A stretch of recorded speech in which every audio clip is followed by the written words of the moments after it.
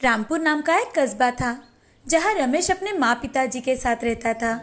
बचपन से ही रमेश को फौजी बनना था, लेकिन वो जहाँ रहता था वहाँ पर उसे अपना सपना पूरा करने के लिए बड़ा संघर्ष करना पड़ा। वो जल्दी ही एक फौजी बना। अपने काम की शुरुआत करने से पहले ही उसके माँ पिताजी ने उसकी शादी करवा दी। अब वो अपनी पत्नी शीला, माँ मेघा और पिता भालचंद्र के साथ शहर में रहने आ गया था।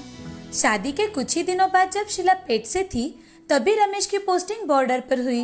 अब रमेश अपनी पत्नी शीला का हाथ अपने हाथों में लिए उससे, शीला, मुझे कल सुबह ही निकलना होगा। मैं देश की सेवा करने जा रहा हूँ और तुम्हें यहाँ अपने साथ साथ मेरे माँ और पिताजी की भी सेवा करनी होगी। अपने साथ उनका भी ख्याल रखना होगा। आप यहाँ की बिल्कुल चिंता मत करना। देश की सेवा करने जा रहे हैं तो यहाँ की सारी चिंताएं यही छोड़ जाइए और देश की सेवा पूरे मन से कीजिए। शीला की बातें सुनकर रमेश को अच्छा लगता है। अब दूसरे दिन सुबह ही रमेश अपने माँ पिताजी का आशीष लेकर और अपनी पत्नी को बाय करते हुए घर से देश की सेवा करने के लिए निकल पड़ता है। कुछ महीने बीत जाते हैं। अब शीला एक प्यारे से बच्चे को जन्म देती है, लेकिन रमेश उसे देखने भी नहीं आ पाता। वो सिर्फ फोटो में ही उसे देखता है, क्योंकि रमेश का काम ही ऐसा था कि वो साल में सिर्फ एक ही बार घर आ पाता था। तो उसने अपने बेटे को बहुत देर बाद देखा।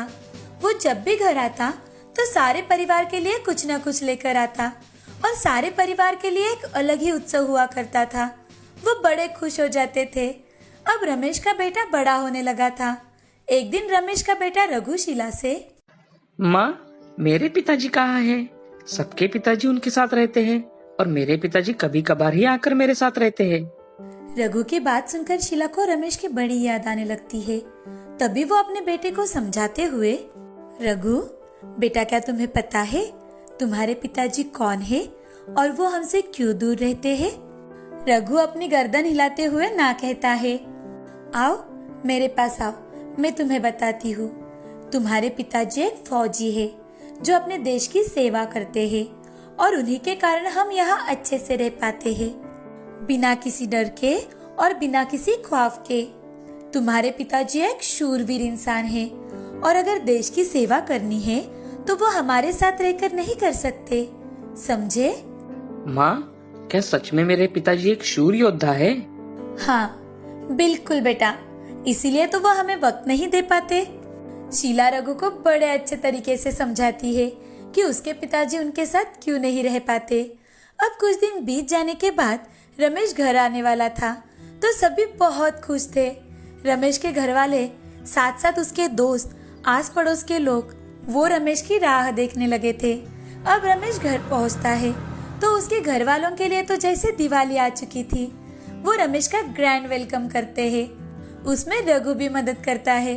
अब जब रमेश घर आता है तो उसे देखकर रघु अपनी माँ के पीछे छुप जाता है।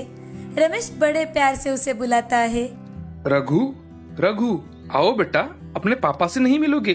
देखो पापा ने क्या क्या खिलौने लाए हैं तुम्हारे लिए। आओ जल्दी मेरे पास आओ बेटा। रघु रमेश के पास जाता है। अब धीरे धीरे करके रघु रमेश के साथ ही रहने लगा था। वो दोनों बहुत मस्ती करते हैं। 2-3 दिन ऐसे ही बीत जाते हैं कि तभी रमेश को फोन आता है और रमेश को अर्जेंटली अपनी पोस्टिंग पर बुलाया जाता है। ये सुनकर रमेश तुरंत ही अपने निकलने का बंदोबस्त कर लेता है। अपने माँ पिताजी से आशीष लेते हुए और अपने बेटे को आशीष देते हुए और अपनी पत्नी से कुछ कहते कहते वहाँ से निकल जाता है।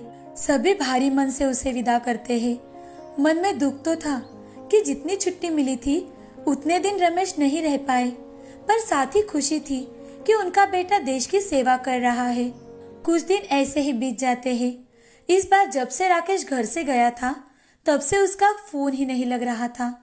तो वो हर रोज टीवी पर न्यूज़ देखते रहते ताकि उनके बेटे का एक बार उन्हें पता चल सके। और कुछ ही दिनों में अचानक से एक दिन मोबाइल की रिंग बजती है। जैसे ही शीला फोन उठाती है तो दूसरी ओर से आवाज आती है, देश की सेवा करते वक्त रमेश जी को वीर गति प्राप्त हो गई है। ये बात सुनते ही शीला के हाथ से मोबाइल फोन नीचे गिर जाता है। तभी रमेश के पिताजी फोन उठाकर बोलने लगते हैं तो वो भी शॉक हो जाते हैं। जब रमेश का बेटा सिर्फ 5 साल का था। अब शीला अपने आप को संभालते हुए अपने सास ससुर को भी संभालती है।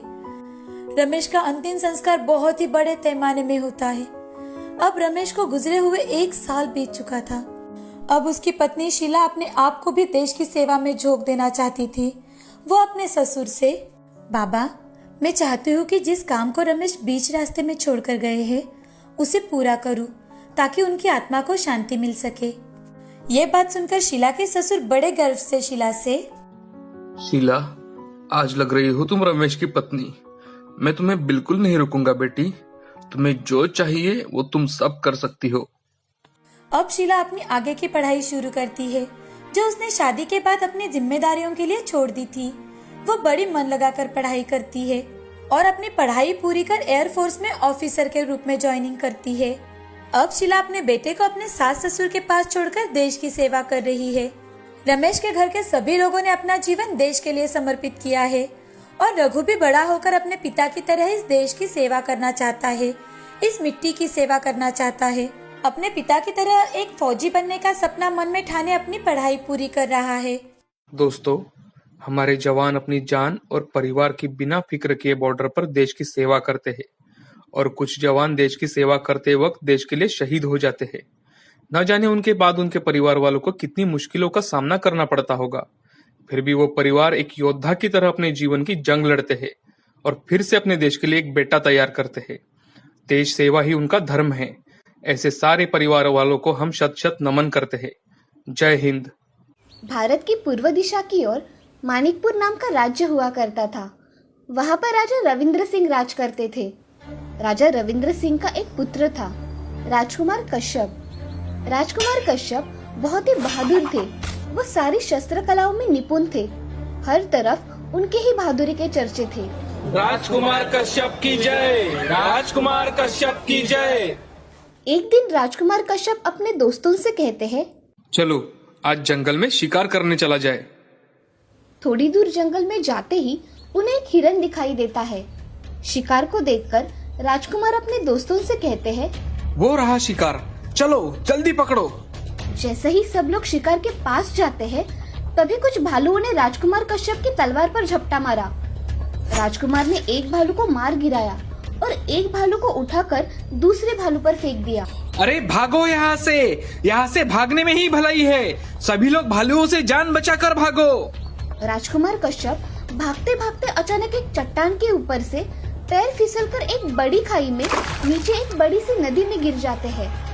तभी उन्हें वहाँ पर खड़ी एक लड़की देख लेती है। लगता है पानी में कोई बह रहा है। सोनिया नदी के पास जाकर देखती है तो उसे एक लड़का पानी में डूबता हुआ दिखाई देता है। वो तुरंत अपने पास की रस्सी पानी में फेंककर राजकुमार से कहती है, ये लो रस्सी पकड़ो। सोनिया राजकुमार को जैसे तैसे पानी में से निकालने में कामयाब होती है, लेकिन राजकुमार पानी से बाहर आते ही बेहोश हो जाते हैं। सोनिया उन्हें अपने साथ घर ले आती है। जब राजकुमार कश्यप को होश आता है तो, अरे मैं कहाँ हूँ? हिलिए मत, आपको बहुत चोट आई है। मेरा नाम सोनिया है। आप नदी में बह रहे थे, मैं आपको यहाँ ले आई। आप 2 दिन बेहोश रहे। 2 दिन? जी हाँ, पर आप चिंता ना करें, आप 2 दिनों में ठीक हो जाएंगे। हाँ, मेरा नाम कश्यप है। मैं मणिकपुर का राजकुमार हूँ। शिकार के वक्त दुर्घटना में मैं घायल हो गया था और खाई से नीचे गिर गया। अब देखते ही देखते 2 दिन बीत जाते हैं। सोनिया ने राजकुमार कश्यप का उन 2 दिनों में बहुत अच्छे से ख्याल रखा था। ये सब देख राजकुमार मन में सोचते हैं, कितनी सुंदर लड़की है। काश ऐसे ही पति मुझे मिले। अब उन दोनों में प्रेम उत्पन्न हो गया था। राजकुमार सोनिया से कहते हैं, सोनिया, मैं तुमसे शादी करना चाहता हूँ। परंतु मैं। सोनिया कुछ कहती तभी सोनिया को पेड़ पर बैठे एक सांप ने जकड़ लिया। राजकुमार ने सोनिया को सांप से छुड़ाने की कोशिश की तो सांप राजकुमार को लिपट गया। राजकुमार ने बड़ी ही बहादुरी से सांप का मुंह फाड़कर उसे मार डाला। तभी वहाँ एक तेज रोशनी चमक उठी। अरे ये क्या? ये परियां कहाँ से आ गई? धन्यवाद नौजवान, तुमने हमारी बेटी की जान बचाकर हम पर बड़ा एहसान किया है। आपका मतलब ये भी परी है? कौन ये? जी हाँ, इसको एक गलती की सजा के तौर पर यह बिना पंख और जादुई शक्ति के छोड़ दिया था। आज इसकी सजा खत्म हुई है। अच्छा बहादुर नौजवान, अब हमें इजाजत दो, हमें वापस जाना है। जी पर मैं। राजकुमार कुछ कहता तभी सोनिया उसके पास आई और राजकुमार से, राजकुमार आप लालबाग के महात्मा से मिलो, वो जरूर कोई ना कोई रास्ता निकालेंगे। ठीक है प्रिय, अलविदा। अलविदा प्रियतमा। सोनिया के वहां से जाते ही राजकुमार कश्यप अपने घर पहुंचे। घर पर सब लोग बड़े चिंतित थे। जैसे ही राजा और रानी ने राजकुमार को देखा, सब लोग बहुत खुश हो गए। राजकुमार सबसे मिलकर अपने दोस्तों के पास चले गए। हमने तुम्हें बहुत ढूंढा कश्यप, पर तुम नहीं मिले। तुम थे कहाँ? राजकुमार कश्यप ने सोनिया वाली बात अपने दोस्तों को सुनाई। तो हमारे राजकुमार प्रेमग्रस्त हो गए हैं। हाँ, हमें सर्वप्रथम लालबाग के महात्मा से मिलना चाहिए। वही कोई ना कोई रास्ता निकालेंगे। हाँ, यही ठीक रहेगा। तो कल सवेरे उन्हें ढूंढा जाए। अगले दिन सब लोग मिलकर लालबाग में जाते हैं और राजकुमार से कहते हैं, हमें लगता है कि यही लालबाग के महात्मा होंगे। राजकुमार बाहर खड़े एक मुनि से कहते हैं, जी हमें महात्मा जी से वार्तालाप करना है। जरूर, पर आप जरा इंतजार करें।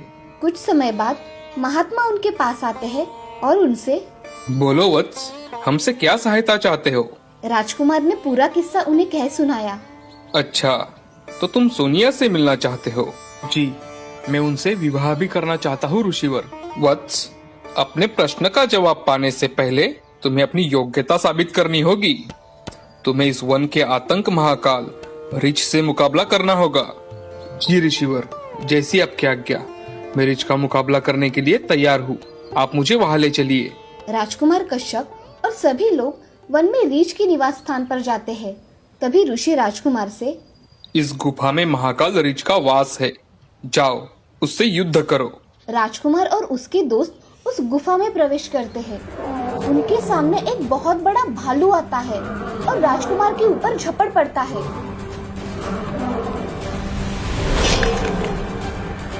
ये देख महात्मा राजकुमार से, शाबाश कश्यप, तुमने अपनी योग्यता सिद्ध की। मैं तुम्हें सोनिया से मिलने का मार्ग बताता हूँ।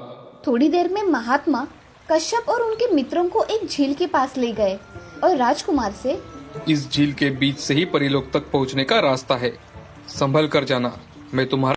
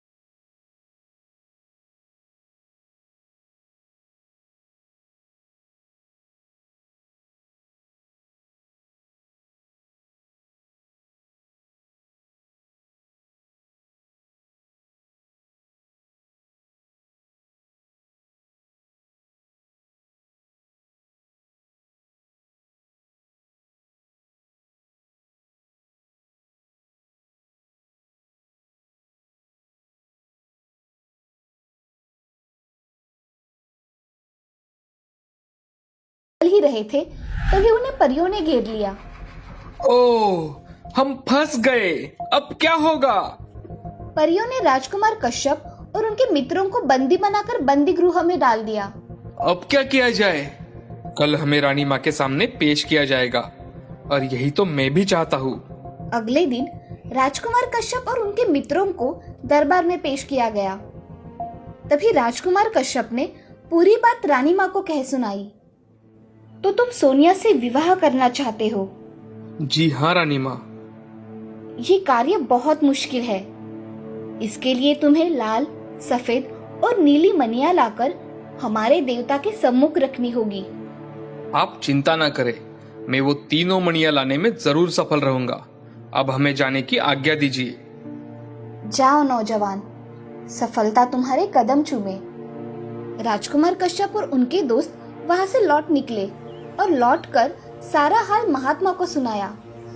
जिन मणियों का रानी माँ ने जिक्र किया है उन्हें पाना अत्यंत मुश्किल काम है। सफेद मणि नीली घाटी में है, लाल मणि काले पर्वत की चोटी पर मिलेगी तथा नीली मणि समुद्र के नीचे है।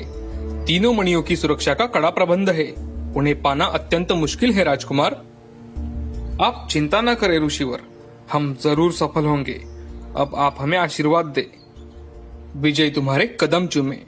इसके बाद चारों मणियों की खोज में चल पड़े। पहाड़ हो या रेगिस्तान, वे लोग चलते गए। रात होने पर भी सभी बारी बारी से पहरा देते, चाहे फिर घनी बारिश हो या तूफान हो, वो बस चलते गए और आखिरकार वो नीली घाटी में पहुंच गए।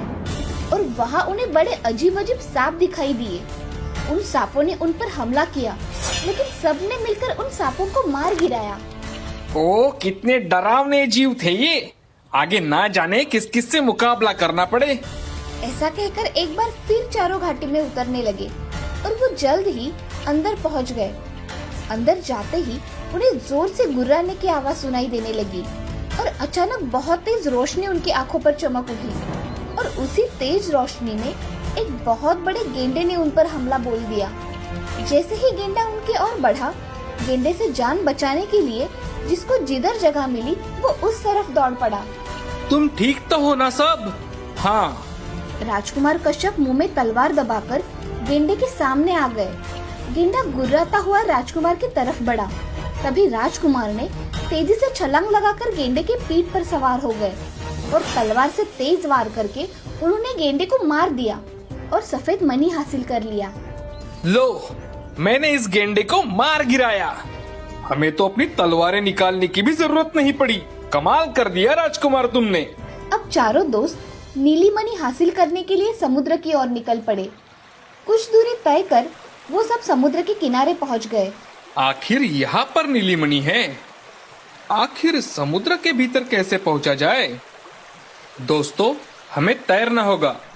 चारों ने पानी में छलांग लगा दी। जैसे ही वो सब समुद्र की तह तक जाने की कोशिश करने लगे, उन पर बड़ी मछलियों ने हमला बोल दिया।